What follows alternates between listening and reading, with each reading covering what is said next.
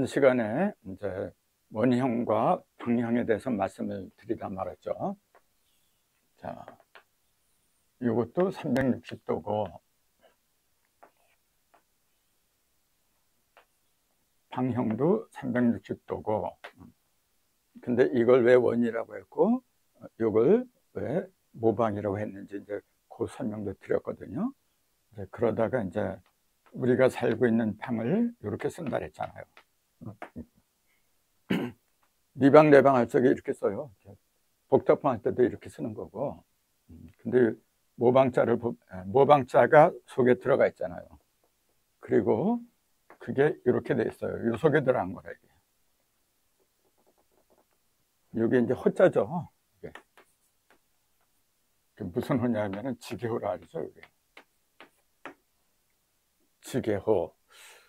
지게라니까 대부분 뭐냐면은 이 지게지는 지게 있잖아요. 짝대기 이렇게 집어지고 그 물건 실어 나란 지게 그런 걸로 아는 사람들이 있더라고요. 그게 아니고 이때 지게는 뭐냐면 위짝을 말한 거예요. 우리가 문도 크게 두 가지요. 두 가지인데 양쪽으로 이렇게 있는 문은 이렇게 써요. 문이 좌우로 이렇게 있잖아요. 이렇게. 요건 그냥 문이라 그래요. 근데 한쪽만 달려는 문이 있어요. 그거는 이렇게 호자를 써요. 그래서 요것도 집호자고 요것도 문문자, 요것도 문호자고 요것도 문문자라 그래요. 그래서 우리가 문호를 개방한다 할 적에 이 문자고 이 호자를 써요. 근데 요거는 양쪽을 다 여는 거고 요거는 외장문을 여는 거고 근데 방이라고 하는 건 뭐냐면 이 외장문 속에 들어있는 모다 모방자니까 외장문 속에 들어있는 모방자를 쓰는 거예요. 그럼 왜 그러냐 그런 얘기예요. 이왕이면은 음양 양쪽을 다 열어놓은 그 속에다 모방자를 집어넣는 게 더 낫지 않을까요? 근데 그게 아니고 이때 지게문, 외장문은 뭘 가리키는 거냐면은 절대적인 진리가 들어가는 들고 나는 그 문을 가리킨 겁니다. 이래도 되고 저래도 되고 이것도 들어가고 저것도 들어가고 그런 문이 아니고 그러니까 요 문은 두 개짜리 문은 뭐냐면 주로 땅에 있는 문이고 요거는 하늘에 있는 문을 가리켜요. 이게. 그래서 우리가 가구 조사를 할 때 호구를 알아요. 이제. 가가호호 할 때 이 호자를 쓰고 그 다음에 호구 조사, 인구를 조사할 때 이 집문자를 쓰는 게 아니라 이 집호자를 써요. 이렇게. 그 존재가 하나잖아요. 아들이 맺히고 딸이 맺히고 그 절대성을 가리키는 거예요. 이게.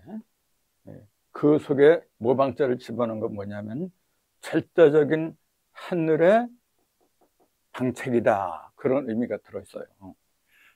그러니까 우리가 안방에 들어간다, 건넌방에 들어간다 할 때 그 방을 왜 이렇게 쓰느냐 하면은 나라는 존재 자체가 절대적인 존재란 말이에요. 나라는 존재는 이 세상의 유일한 존재예요. 그런 존재가 들어있는 방이기 때문에 지게호자에다가 모방자를 쓴 거예요. 그렇게 우리 조상들은 나라는 존재, 각 사람은 개인을 갖다 그렇게 하늘처럼 그렇게 믿었던 겁니다. 자, 똑같이 하늘도 360, 땅도 360인데 하늘은 각이 없어요. 그러니까 7 곱하기 360이라 이거는 지금. 근데 땅은 뭐냐면 각이 4군데가 졌잖아요. 이렇게. 십자가가 두 쌍 4개잖아요. 지금. 그러니까 4가 90도, 4, 9, 36 이렇게 된 거예요. 그러면 4라는 숫자고 90이라는 숫자고 그 의미를 알아야 됩니다. 4라는 숫자는 뭐냐면은 크게 두 가지 의미가 있어요. 1 더하기 3, 그 다음에 2 더하기 2. 이 두 가지의 의미가 있습니다. 그리고 1 더하기 3이라고 하는 건 뭐냐? 제가 말씀드렸잖아요. 천부경의 맨 첫째가 1로 시작한다. 일시라고 했는데 그것은 겉으로 보면 하나지만은 그 속에는 세 개의 일이 들어있다 그랬잖아요. 겉으로 보면 하나인데 그 속에는 세 개가 들어있어서 장차 천일, 질, 인일이라는 삼국이 이렇게 벌어진다. 즉 일석삼극이다 그랬잖아요. 일은 통일된 상태고 3은 그 속에 들어있던 세 개가 이렇게 분리된 상태고, 그런 걸 이렇게 일이 모이고 흩어지는 걸 전부 다 합한 상태가 4입니다, 지금. 그걸 우리는 사방, 또 사시, 이렇게 얘기를 한 거예요. 사방은 공간이잖아요. 동서남북, 공간을 가리켰고, 사시는 춘하추동, 때를 가리킨 거예요. 공간이나 시간이나 그 근본적인 기본에는 뭐가 있느냐면 4라는 숫자가 도사리고 있다는 거. 4가 되지 않으면은 1이나 2나 그 가치를 갖다가 드러낼 수가 없다는 거. 즉 하늘은 1인데 그게 다 벌어지면 3이라 했잖아요. 이렇게 1, 2, 3이라고 하는 거는 하늘이 벌어진 거예요. 그래서 이거 천석이라 해요. 하늘을 쪼개는 숫자가 1, 2, 3입니다, 여러분. 그 다음에 여기다가 1에다 3을 더하면 4가 되고, 2에다 3을 더하면 5가 되고, 3을 더하면 6이 되고, 4, 5, 6은 땅을 가른 거예요. 이걸 지석이라 해요. 그 다음에 또 여기다 3을 더하면 7이 돼요. 3을 더하면 8, 9가 나와요. 이건 인석이라 해요. 우리가 일석삼극 그러잖아요. 일석삼극. 자,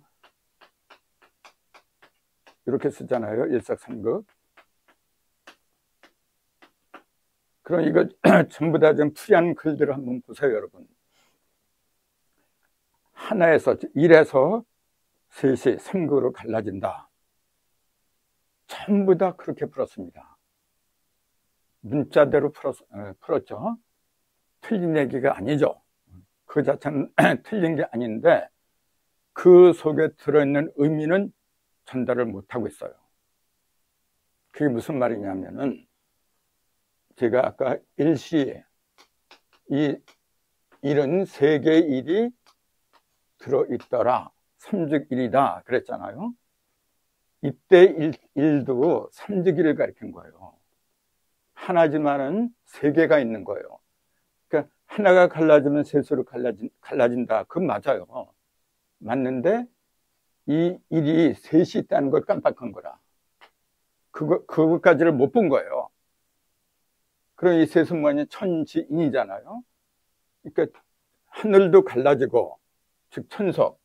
하늘이 갈라지면 1, 2, 3이고, 땅도 갈라져야 돼요. 그럼 그게 4, 5, 6이고, 인간이 갈라지면 7, 8, 9. 이렇게 해서 1에서 9까지 9개의 숫자가 탄생하게 된 겁니다. 그렇기 때문에 천부경이 왜 9, 9, 81, 81자로 그 구성을 맞췄느냐 하면은 9까지 가야 돼요. 1에서 시작한 거는 반드시 땅을 거쳐서 사랑까지 와야 되는데 천진이 각각 3개씩 갈라지잖아요, 이렇게요. 그러니까 3, 3은 9, 9극이란 말이에요, 이게 지금. 그러니까 일석삼극은 전체적인 걸 말한 거고, 근데 이 일 속에는 아까 얘기했듯이 삼즉일, 3개의 일이 들어있다는 걸 깜빡한 거예요. 그 3개의 일이 있으니까 3개의 일이 3번 갈라져야 되니까. 그러니까 3, 3은 9에서 9극, 즉 1에서 9까지 9개의 숫자가 탄생하게 된 겁니다. 이게. 그걸 제대로 일러준 게 바로 바둑판의 밭전자예요. 제가 밭전자를 지금 설명하다가 이제 이런 얘기가 나왔는데, 밭전자의 의미, 그걸 저는 밭전자의 신비함, 소제목을 그렇게 붙여봅니다. 지금 밭전자처럼 신비한 문자도 찾아보기 힘들어요, 여러분. 자, 근데 자, 요것도 360, 요것도 360인데 요거는 두 쌍이라 했잖아요. 십자가 하나, 두 개가 반, 그 모습이잖아요. 이게 아직 완성이 안 됐죠. 세 쌍이 나와야 돼요. 세 쌍. 그러면은 이렇게 해갖고 요게 한 쌍, 요게 하나죠. 지금 10이 하나. 그 다음에 이렇게 하면 10이 두 개죠. 또 이렇게 하면 10이 세 개예요. 그럴 적에 우술이 요거 갖다 떼버려요. 이렇게. 그게 밭전자잖아요. 자, 요거하고 요거는 입구자잖아요. 이렇게 입구자. 그거하고 차이는 뭐냐면은 밭전자는 속에 여십자가 들어갔어요. 근데 입구자는 여십자가 없어요. 이게 핵심적인 차이입니다. 지금 요걸 제대로 보느냐 못 보느냐에 따라 가지고 사물의 이치를 제대로 깨닫냐 못 깨닫냐, 그 차이가 갈라져요. 여기서 바둑판을 굳이 9981 81개 밭전자로 만든 이유가 바로 이걸 일러주려고 한 거예요. 요거는 두 쌍이라 했잖아요. 지금 십자가가 두 쌍이고 요거는 이제 십자가가 세 쌍이라 했잖아요. 요거는 십자가가 하나밖에 없어요. 1, 2, 3 그대로 나오잖아요. 지금요. 그럼 어떤 게 완벽한 상태냐면은 이 상태. 요게 이제 사람 인자, 사람 속에 들어온 거죠. 이게 요거는 땅에서 이루어진 모습이고 요거는 하늘의 모습이고 이제 그런 겁니다. 지금 요 세 개 원방, 요건 뭐냐면 각이라 그래. 이제 요거는 각인데 그걸 인체선 이렇게 얘기해요. 삼각형으로 이렇게 그린 거예요. 이게 삼각형, 이것도 삼각형. 팔과 다리. 그래서 요 삼각형은 이렇게 하고 요 삼각형은 이렇게 그리는 거죠. 이렇게. 그래서 요걸 합해 놓으면은 요 모습이 되죠. 이건 육각형이 돼요. 지금 하나, 둘, 셋, 넷, 다섯, 여섯, 육각형이 돼요. 지금 여기는 요거는 사각형이고 요건 육각형이 되는 거예요. 여기는 무각이고 각이 없어요. 이거는 굳이 말하면은 일각이라 해야죠. 이제 모든 게 똑같으니까. 이렇게. 그러니까 4라는 숫자, 6이라는 숫자 이런 의미하고 전부 다 통한다는 겁니다. 4라는 의미, 6이라는 의미, 그걸 제대로 이해를 하지 못하면은 조물주가 왜 이러한 모습으로 인간을 지었는지 이해가 안 되게 돼 있어요. 제가 전에 이제 말씀드리기를 이 우주 만물 중에서 가장 위대한 형상이 뭐냐? 인체라 그랬어요. 내 몸이라 그랬어요, 여러분. 그 성경에도 사람을 만들어 놓고 더 이상 만들질 않아요. 왜냐하면 그보다 더 훌륭한 게 없기 때문에 그래요. 그만큼 인체, 나를 이루고 있는 형상, 이거는 위대한 거예요, 여러분. 그렇기 때문에 어떤 공부든지 다 좋지만은 진짜 공부는 나를 깨닫는 겁니다, 여러분. 왜 눈은 2개고 귀 2개, 코 2개? 왜 인체는 9개 구멍이 있고 손은 이렇게 5개가 있고 발도 그렇고, 그 다음에 등뼈가 여기 12개하고 흉추 7개, 그 다음에 요쪽 5개 합해서 24개 뼈가 있어요. 여기 지금 24척추가 되는데 왜 24개로 만들지 않으면 안 됐느냐? 그런 걸 모르면은 571묘이 뭔지, 3사성환이 뭔지 답이 나오질 않습니다, 여러분. 전부 다 나를 통해서 이루고자 하시는 그 조물주 하나님의 뜻이 반영이 된 거예요. 성경이나 불경이나 논어, 뭐 이제 그런 경전들도 중요하지만은 사실은 그런 경전들보다도 더 위대한 경전은 바로 납니다, 여러분. 그렇기 때문에 십계명 제1조에 그렇게 나온 거예요. 나 외에는 다른 신을 믿지 말라. 다른 신을 두지 말라. 그걸 대부분 사람은 저 하늘에 있는 여호와인 줄 알아. 여호와나 야훼를 가리키는 걸로 알고 있단 말이에요, 지금요. 미안하지만 안 그렇습니다, 여러분. 성경에는 물론 여호와니 야훼니 하는 이름이 굉장히 많이 나와요. 나오지만은 본래 성경을 기록한 히브리 원전에 보면은 하나님의 이름은 없어요, 여러분. 그냥 YHWH 이렇게만 나와 있어요.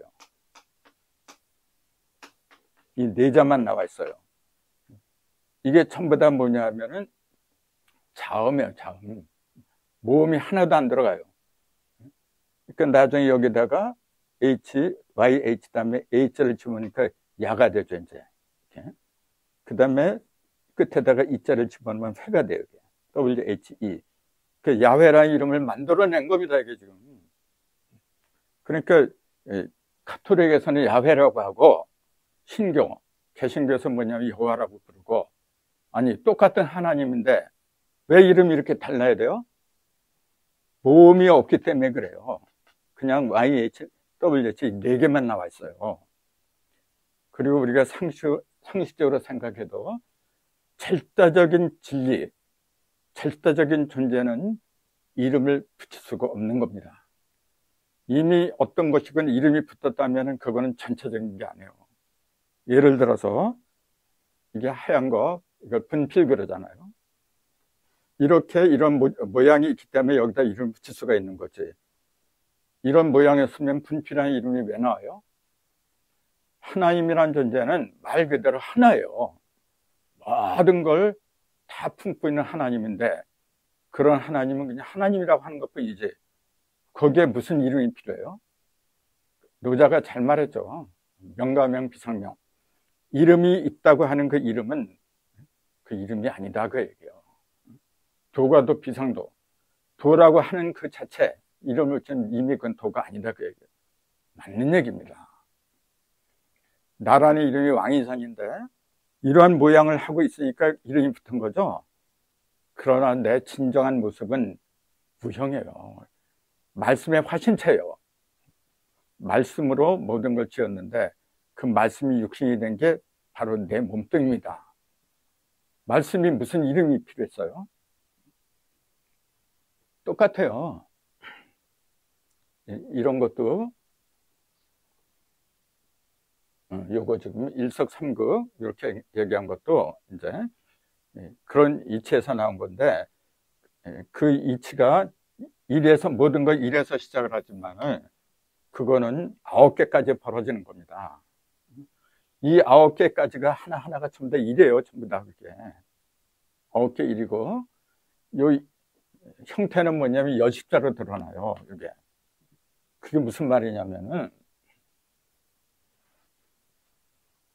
자, 아까 바둑전자를 이렇게 썼잖아요. 이렇게 썼는데 여기에 지금 여십자가 몇 개가 들어있느냐 물어보면 전부 다 중심에 하나가 들어있다 이렇게 얘기를 해요.